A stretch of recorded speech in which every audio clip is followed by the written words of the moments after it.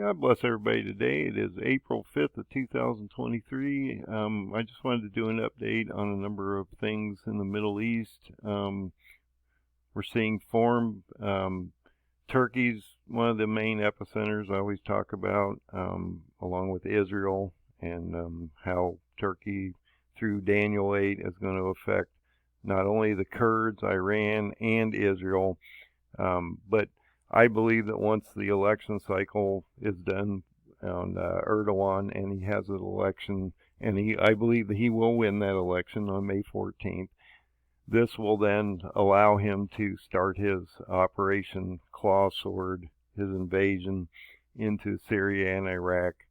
And this will be a shock and awe event that will actually force the Kurds, as Daniel 8 indicates, the Medes or the Kurds, will be forced to align with Persia or Iran, and that once these groups get down around the Shush, Iran, around the Ulai River, in the Elam province, that Turkey would crush both these nations. So let's see what's happening that might affect us as we move forward. So this was that a pro-Kurdish party member was going to run against Erdogan, but this has not happened, and this was a setback for Erdogan, but this is changing and fluid at this moment. So I'm going to show you why this matters. So the pro-Kurdish people were supposed to field the candidate. They did not do so, and so on Wednesday, they indicated that they would not field this presidential candidate, and this was a rival of Erdogan, and I also believe this would upset Erdogan if this man would have run against him. But something else happened. We also had another candidate that came into the election, which is supposed to, in some ways, give Erdogan a potential push and bolstering his potential prospects for winning. So this according to analysts and polls. This is not my opinion. But so this, and I've been talking about, I believe Erdogan will be the new president of Turkey, and this will then give him sort of like the power of Xi in China. He'll have authority to basically do whatever he wants, and he's going to bring war into the Middle East, as it indicates. A quarter of the earth will go under war. 2 billion people will be affected. So we want to keep an eye on that. So a lot's happening in the Middle East, and I'm just trying to give a rough overview because I don't want to get too involved in all the articles, and I'm not here to be a fear monger. I'm just trying to explain what the Bible indicates is supposed to happen, and then you have to discern what to do with that information. So Syria, or Assad, is blaming Israel for the 4th attack in as many days. So they've attacked Syria 4 times. Everything around the airports, number of people have been killed. There's a lot of Israeli aggression to try to eliminate not only Hamas, Hezbollah, and the Kurds, but all these other proxies that are in the area. And so we're seeing this escalate fairly rapidly over here. And I've been talking about how we're in that month of Ramadan, which runs from March 22nd to April 21st of this year, that this would ramp up, and we're right in the middle of that right this moment.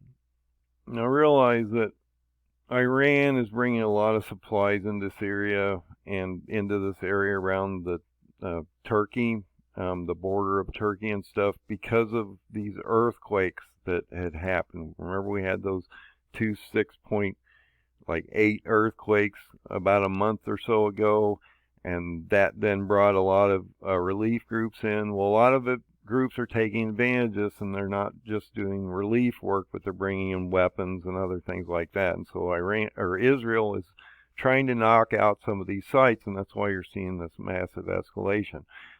But Turkey's closed airspace to Iraqi Suleiman.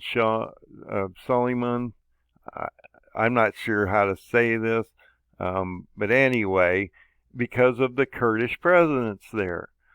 And so like I say, right after this election, you got about a month, month and a half, you're going to start to see this start to build up.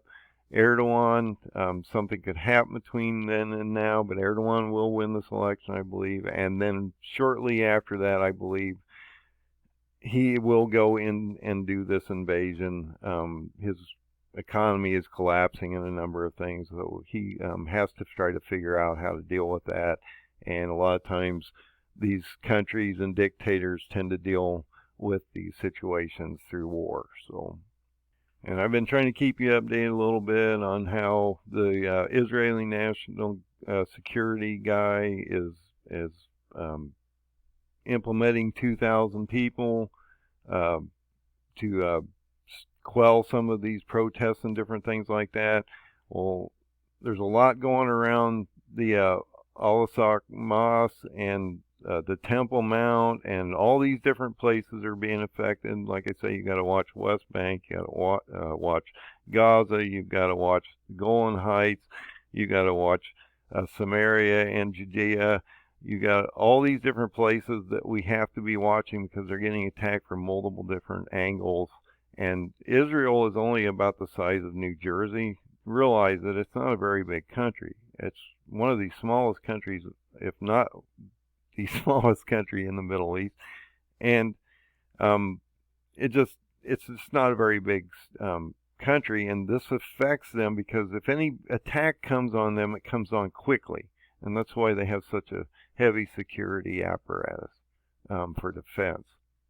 Now, the last thing, and you're probably all wondering why I'm into Bitcoin here, but I believe this is going to play in with the economic collapse and the restart of the cryptocurrencies that we're having rolled out actually this month. So as you can see, we're in this head and shoulders pattern. At least I believe we're in the head and shoulders pattern. This is the left shoulder. This is the head. This is going to drop down, go below 20,000, come back up, and then it's going to really fall out, as I've been talking about. So if you actually go down here and look at this chart, this thing could actually go negative based on the last two drops of this head and shoulders, this and this head and shoulders. We've seen these multiple drops. You're in this wedge with an apex, and it's moving down. See, it's trending down the whole time. And so I believe, and have said for a while, that Bitcoin would not get above, or barely, it would get above 29,000. It would drop down below 20,000, pop up to about 24,000, and then completely fall out, which would then put us in a place where Jay Powell is in the Fed, because he has to raise rates, I believe, on May 2nd or 3rd. And so he's going to have to figure out what to do because the 2-year bond is falling off. He's talking about the 2-year bond, how he's chasing that, but the 2-year bond keeps crashing on him. And so another big spike down today. And so if you go back and look at this chart, let's say we go back to let's go back to the month just so I can show you what's going on. He was up around 5, okay? Now he's down around, 3.768. And the terminal rate now is 5. So this is why people are talking about him pivoting, and he should cut, because at this point, the 2-year bond is crashing, and he's following the 2-year bond. If you go back in the history of charts, you overlay the terminal rate with the 2-year bond, they fall almost exactly. So we know he's following that. And at this point, it's crashing, so he should cut. But he's fighting inflation, and he's fighting massive layoffs at this point, and so I believe he still will raise, and this will then potentially shock the markets because they're expecting him to cut. And I believe that he won't do that. I believe he'll raise one more time and then pause and stay there for a long, long time until they see how inflation is going to affect us. But this 2-year Treasury note is crashing, and there's this massive inversion between the 2 and the 10, and this is why the banks are in trouble, because when those bonds went underwater when this spiked down. Well, they lost all their money through the devaluation of the bonds and treasuries and the mortgage-backed securities and all these things that they hold.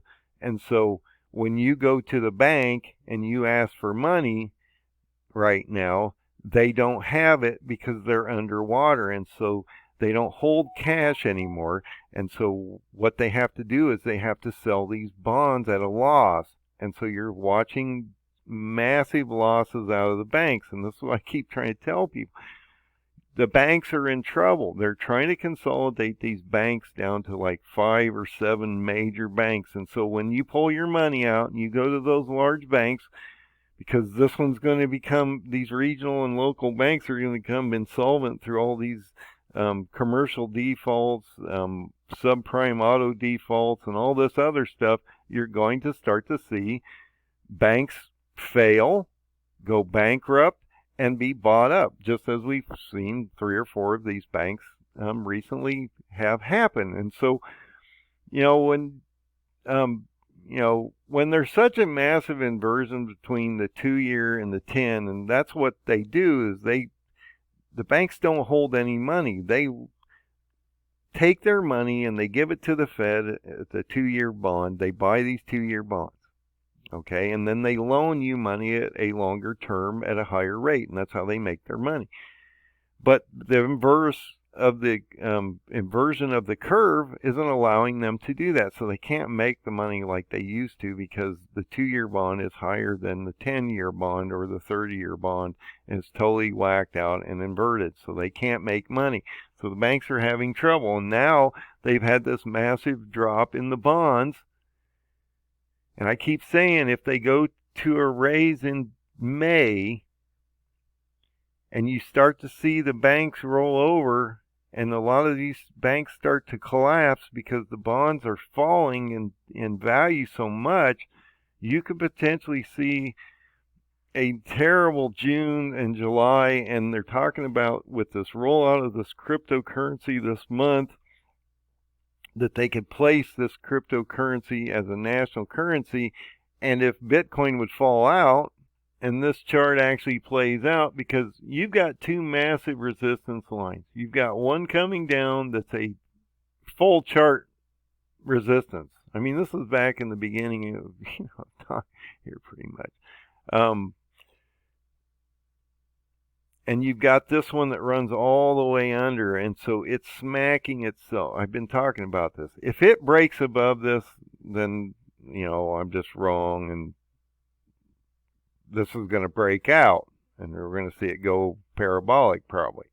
But I don't believe it's going to do that with the stresses out here. The markets are having so much trouble that you're going to see this bit head and shoulders completely form, and you're going to potentially watch this thing not crash, but if it even hits this bottom support line, you're talking about 6,400, maybe even you could go down a little below that into, I've talked about, you could go below 5 or even 1,000. It may not totally crash, and you want to buy at the bottom, because I do believe it's privatized enough and globalized enough that Bitcoin will probably survive, along with Ethereum and Dogecoin's gaining some traction, some things like that. And I'm not trying to give you economic advice, but you want to buy the fire sales.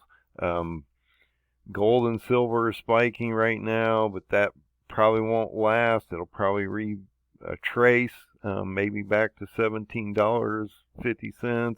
And then you want to buy it there, because it will, once the dollar collapses, it will go parabolic. And that may be before long, if this falls out and the fiat currency gets replaced as the global currency. So God bless everybody today. Keep your eye on all these things. Things are moving extremely fast.